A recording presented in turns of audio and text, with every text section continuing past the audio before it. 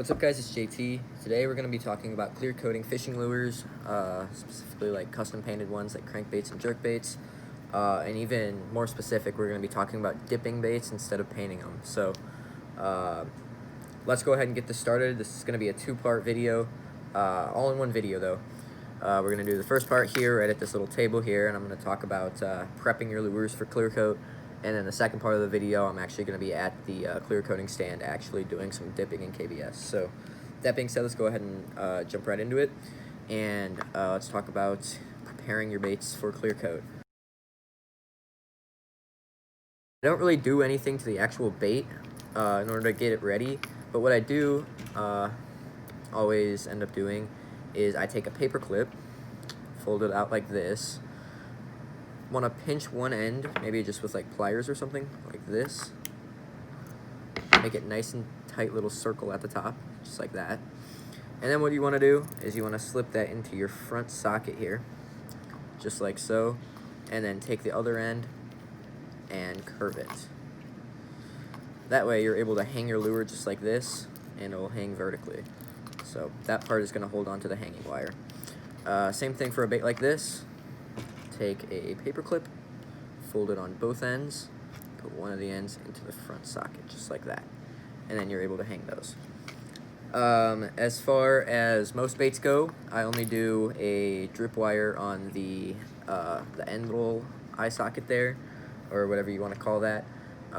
Basically the same exact thing goes. You just take another paper clip, fold it only on one end this time, drop it in this little hole, and then it's going to hang vertically just like this, and the excess clear coat's going to drip off that bottom.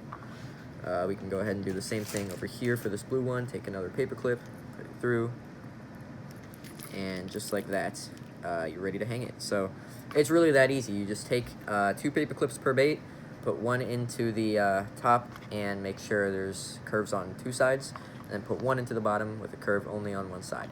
So that being said, let's go ahead and actually do some dipping. Welcome to part 2 of the video. I'm at the dipping stand right here. We've got the KBS in this jar and the hanging wire in the background. I'd like to ask you guys right before I start dipping to subscribe if you're not already. It helps me out, and I like making these videos for you guys. So just encourage me to make more by subscribing, liking the video, and leaving me a comment. So with that being said, let's go ahead and get into some dipping. First, you want to carefully unscrew the jar of KBS and remove the plastic wrap. Make sure you don't tip over your KBS, obviously. Then let's do some dipping. Okay, so right here I'm gonna hold the bait vertically by the paper clip, dip it in, and then hold it there for a second. Just 1 or 2 seconds is fine. And then pull it out vertically once again, nice and slow so you don't get any bubbles. And then I'm just gonna hold it out of the clear coat for a second while I try and get that drip wire in. Make sure you're dripping all the excess KBS into the jar, and then hang it up vertically just like so. Now you can just enjoy this montage of me doing the exact same thing like 8 more times.